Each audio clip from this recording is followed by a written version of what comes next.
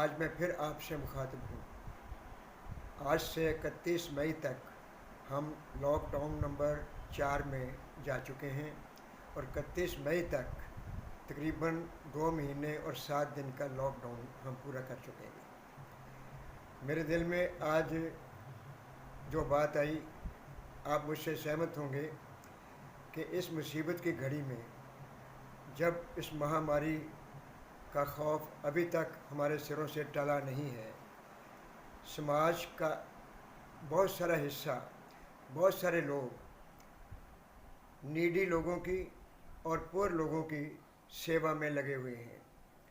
संसार एक कुरुक्षेत्र है दोस्तों, जहाँ अच्छाई और बुराई का संग्राम निरंतर चलता रहता है और जो अच्छे लोग हैं वो अच्छे ही कर्म करते हैं।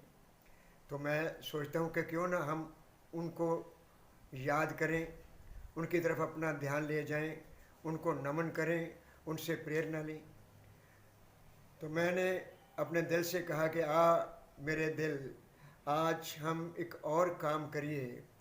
सेवा में जो जुटे हैं उनको सलाम करिए, थोड़ा सा सर झुकाइए, उनका एहतराम करिए। तो सबसे पहले मैं डॉक्टर्स और नर्सेस की बात करूंगा, किस तरह वो रात दिन मौत से लड़कर जानें बचाने में लगे हुए हैं, अपनी ड्यूटी निभा रहे हैं। हमें उनको पूरा पूरा सम्मान देना चाहिए। उसके बाद मैं ध्यान ले जाना चाहूँगा आपका लंगर लगाने वालों की तरफ, कि बहुत सारी संस्थाएं हैं, 100 से भी ज़्यादा संस्थाएं हैं। कुछ व्यक्तिगत तौर पर भी लोग सेवा का काम कर रहे हैं, कुछ लोग मिलकर कर रहे हैं, NGOs कर रहे हैं जो भूखों को खाना खिला रहे हैं। ये लंगर लगाने वाले, सब्ज़ी बनाने वाले, रोटी पकाने वाले बहुत नेक काम कर रहे हैं। तो फिर मैं क्यों ना आपसे ये कहूँ कि आओ हम ऐसे लोगों के सामने सर झुकाएं और उनसे प्रेरणा लें, क्योंकि मौका है जन सेवा का भी। फिर पुलिस कर्मचारियों की तरफ मेरा ध्यान जाता है। पुलिस कर्मचारी घर से सुबह कम कस कर निकलते हैं सिर्फ इसलिए कि हम कानून ना तोड़ें, नियमों से मुँह ना मोड़ें। इसी में हम सलामत हैं, इसी में हमारी हिफाजत है। वो पत्थर भी खा रहे हैं फिर भी मुस्करा रहे हैं। और फिर आते हैं हमारे सेना के जवान, जो वतन के लिए जीते हैं, वतन के लिए मरते हैं और अपना सर्वस्व बलिदान करने को भी तैयार रहते हैं। क्यों ना हम उनको आज याद करें और उनके आगे भी नमन करें। इसके बाद सफाई कर्मचारी हैं अस्पतालों में, उनको भी हमें भूलना नहीं चाहिए।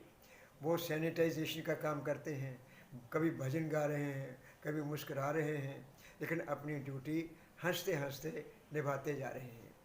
और मेरा तो ध्यान उन मज़दूरों की तरफ भी जाता है जो बेचारे अपने कारोबार को छोड़कर गाँव जा रहे हैं, अपने घरों को जाने के मजबूर हैं। ये उनकी एक इमोशनल अर्ज है। और कल मैंने जब टीवी ऑन किया तो मुझे 24 मज़दूरों के एक हादसे में मारे जाने का समाचार मिला। दिल को बहुत दुख हुआ। मैं उनको अपनी तरफ से श्रद्धांजलि अर्पित करता हूँ।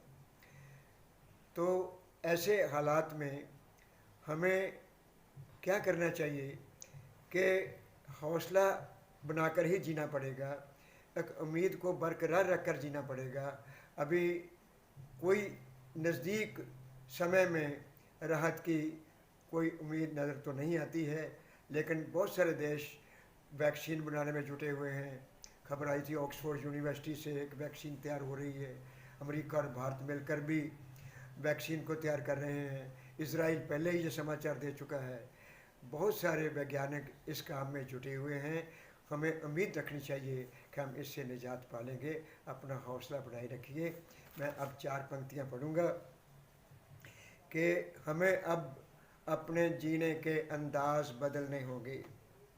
हमें अब अपने जीने के अंदाज़ बदलने होंगे। आओ कि अब ज़िंदगी को नया लिबास पहनाएं। आओ कि अब ज़िंदगी को नया लिबास पहनाएं। इंसान हैं तो इंसानों की तरह रहना सीखें। इंसान हैं तो इंसानों की तरह रहना सीखें। इंसान हैं तो इंसानों की तरह रहना सीखें। वक्त की आवाज़ सुनें और सावधान हो जाएं। वक्त की आवाज़ सुनें और सावधान हो जाएं।